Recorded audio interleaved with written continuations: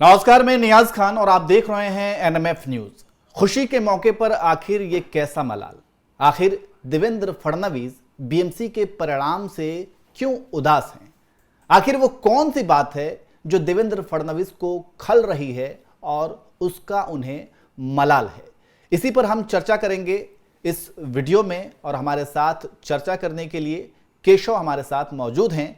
लेकिन उससे पहले हम आपको ये बता देते हैं कि बीएमसी में बीजेपी 89 सीटों के साथ प्रचंड जीत हासिल की है, भगवा परचम लहराया है और ये 30 साल बाद ऐसा हुआ है। यानी कि आजादी के बाद तो बीजेपी सबसे पहले बीएमसी में अपना मेयर बनाने जा रही है और 30 साल के बाद जो है बीएमसी पर से ठाकरे बंधुओं का, ठाकरे परिवार का कब्जा हटा है।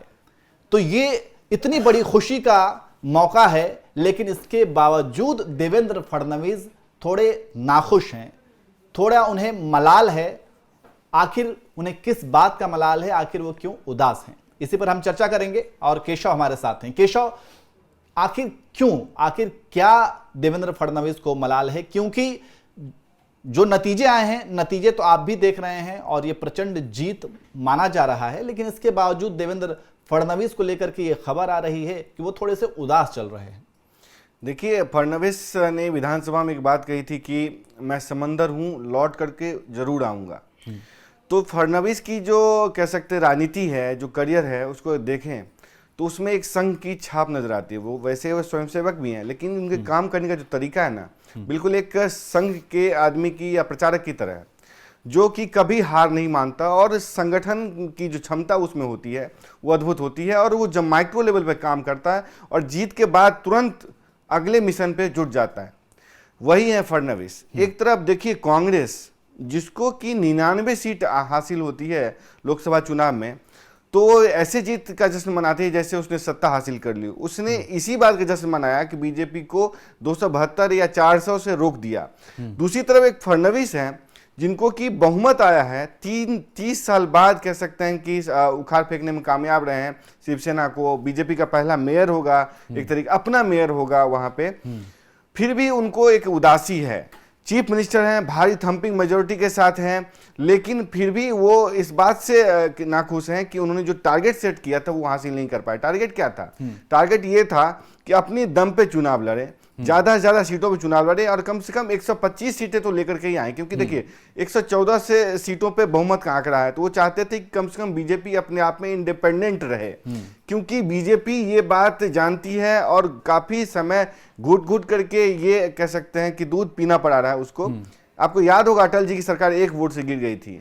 बीजेपी अगर सीट से पिछड़ गई है सत्ता में, तो उसे किस तरीके से बैसाखी का इस्तेमाल करना पड़ रहा है, टीडीपी का, जेडीयू का, दूसरे सुनना पड़ रहा है। क्योंकि 272 303 का आंकड़े पार करने वाले बीजेपी आज 240 पे है लोकसभा में।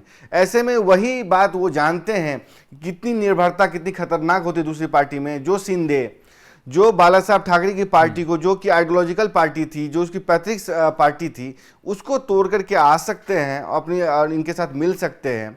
वो शिंदे कल जाकर के कुछ ना मिलने पे हो सकता है कि तोड़ भी दें। क्योंकि अगर वो उनसे छिटकते हैं तो बहुमत का आंकड़ा उनसे दूर हो जाएगा। 89 सीटें 114 का है, इनके पास 25-26 सीटें हैं। ऐसे में वो किसके पास जाएंगे? शिवसेना बाला साहब ठाकरे से उनका फिलहाल की जो मौजूदा स्थिति है उसमें गठबंधन संभव नहीं है, मनसे संभव नहीं है, कांग्रेस से लेंगे नहीं, एआईएम समर्थन देगी नहीं। तो इस लिहाज से देखें तो उनको एक तरीके से शिवसेना पर डिपेंडेंसी बढ़ गई है और शिवसेना के लिए जो शिंदे गुट है उनके लिए एक तरीके से कह सकते हैं कि काफी खुशफहमी है। तो यही टारगेट उन्होंने जो सेट किया था, इसी की वजह से उनको एक तरीके से मलाल है, क्योंकि उन्होंने जो high moral standard, high target set किया था अपने काडर के लिए, वो हासिल करने में कामयाब नहीं हुए हैं। इसलिए मुझे लगता है नाखुश नजर आने। बिल्कुल बिल्कुल। और ये जो आपने कहा कि शिवसेना, हाँ वो बात सही है कि शिवसेना यूबीटी जो उद्धव ठाकरे का है, उनके पास तो जाएंगे नहीं। दूसरी बात ये है कि हाँ 110 का इनका टारगेट था पूरा जीत हासिल करने के लिए, लेकिन वो जो है 100 का भी आंकड़ा नहीं पार कर सके, 89 पर ही अटक गए। हालांकि ये बड़ी जीत है, इसमें कोई शक नहीं, लेकिन इसके बावजूद अपने टारगेट को पूरा ना कर पाने का ही देवेंद्र फडणवीस को मलाल है, क्योंकि शुरुआत तौर में जो शुरुआती दौर था जब चुनाव की तैयारी चल रही थी, उस वक्त बीजेपी जब इंडिपेंडेंट चुनाव लड़ने के बारे में सोच विचार कर रही थी तो 155 सीटों पर उनके चुनाव, मतलब 155 सीटों के आसपास का उनका आंकड़ा था, जो कि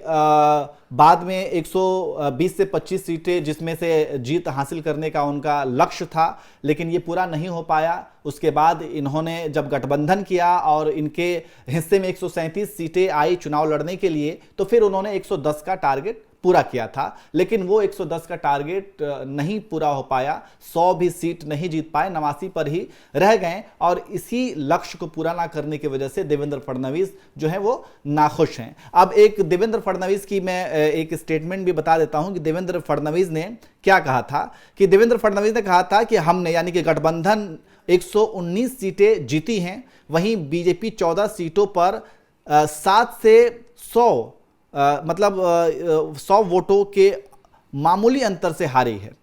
तो वहीं मतलब ये कि वो ये बता रहे हैं कि 119 सीटें जीती हैं, लेकिन बीजेपी 14 सीटों पर बहुत ही कम मार्जिन से उसकी हार हुई है। तो अगर ये कम मार्जिन भी अगर नहीं रहता तो इनके और भी सीट बढ़ने की ज़्यादा संभावना थी। केशव, बिल्कुल, देखिए ज़्यादा सीटें लड़ते तो ज़्यादा सीटें हासिल होती, लेकिन फडणवीस की कोशिश भी थी। नहीं, मैं ये जानना चाह रहा हूं केशव कि ये जो करीब करीब 14 सीटों पर कम मार्जिन से जीत हार हुई है, मतलब कि बीजेपी की जो हार हुई है, तो वो आखिर किन वजहों से ये कम मार्जिन हुआ है और क्या वजह रही होगी कि जो हार मिली है? देखिए, जो बीजेपी का जो काडर है या बीजेपी को जो जानते हैं वो बताते हैं कि जो सीट के बंटवारे में जो आखिरी मोमेंट पे देरी हुई है, थोड़ी सी कन्फ्यूजन जो क्रिएट हुई थी, क्योंकि वहाँ आरपीआई उस दमखम के साथ चुनाव नहीं लड़ पाई जो प्रकाश आंबेडकर की पार्टी है, जो कांग्रेस के साथ है या दूसरे गठबंधन सहयोगी हैं, वो उस दमखम के साथ चुनाव लड़ने में कामयाब रहे। लेकिन आरपीआई जो है इनके साथ जो थी वो कामयाब, मतलब उस दमखम के साथ चुनाव लड़ने में नहीं रहे। दूसरी तरीके से अंदर खाने ये भी कहा जा रहा था कि शिवसेना ये देखना चाह रही थी कि बीजेपी किस तरीके से चुनाव लड़ती है। अगर बीजेपी ज़्यादा चुनाव सीटें हासिल कर सकती है तो वहां पे उनके लिए नुकसानदायक साबित हो सकता था। इसलिए भी उस बात की संभावना है कि ऑन ग्राउंड जो शिवसेना शिंदे गुट है उसके काडर में उस तरीके से उन्होंने वोट ट्रांसफर उस लेवल पे नहीं किया जिस लेवल पे बीजेपी शिवसेना में वोट ट्रांसफर कराने में कामयाब रही। ये मुख्य वजह है जहां पे कि मतलब कह सकते हैं कि 100 से 700 वोटों का अंतर रहा है। तो जो बीजेपी की कम मार्जिन से हार हुई है, तकरीबन 10 से 15 सीटों के आसपास है, जहां पे वो 100 से 150 या 700 वोटों के आसपास से उनको हार मिली है, और इस लेवल पे तो शिवसेना कभी पहुंच भी नहीं पाई थी।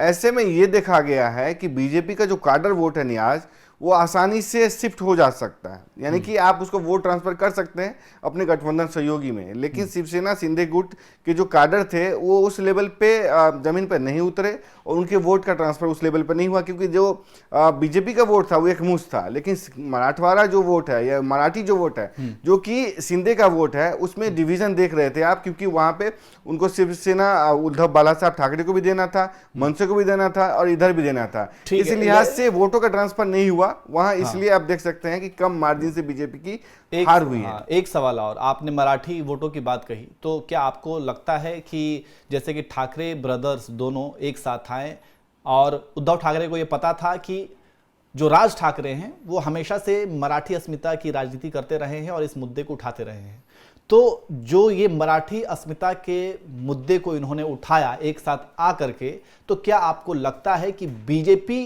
पूरी तरीके से इनका तोड़ नहीं निकाल पाई? देखिए, मैं नहीं मानता कि बीजेपी तोड़ नहीं निकाल पाई, क्योंकि लोकल बॉडी का इलेक्शन होता है, वहाँ पे लोकल चुनाव या लोकल मुद्दे पे ही चुनाव लड़ा जाता है। जहाँ तक अगर मराठी वाला मुद्दा होता तो विधानसभा में इतनी थंपिंग मेजोरिटी नहीं मिलती। लोकल मुद्दे में मैं नहीं मानता कि भाषाई आधार पे या जाति के आधार पे वोट मिलती है, बहुत जगह मिलती भी है, बिहार में मिलती भी है, लेकिन महाराष्ट्र में ऐसा नहीं होता है। अगर ऐसा होता तो बीजेपी को इस तरीके से मैसिव विक्ट्री नहीं मिलती, जहाँ पे 29 में तकरीबन 23 नगर निगम में बीजेपी को जीत मिली है। दूसरी तरफ अगर देखें कि जो महाराष्ट्र का चुनाव अब होने जा रहा है, बीजेपी अब फ्रंट फुट पे राजनीति करेगी। जो फडणवीस की बात आप कह रहे थे उनको मलाल है, तो बीजेपी को अब जो कहा जा रहा है कि बीजेपी के एकमात्र या एकमेव धुरंधर जो है देवेंद्र फडणवीस है। क्यों? क्योंकि उनके नेतृत्व में न सिर्फ संगठन आगे बढ़ रहा है बल्कि सरकार में भी उतना ही उनका पकड़ है। यानी कि जिस तरीके से हम देखते थे अटल जी के दौर में कि अटल जी सरकार चलाते थे, आडवाणी जी एक तरीके से संगठन चलाते थे, उनकी नजर रहती थी, उसी तरीके से सरकार और संगठन पे दोनों पे पकड़ जो है देवेंद्र फडणवीस की उतनी ही है।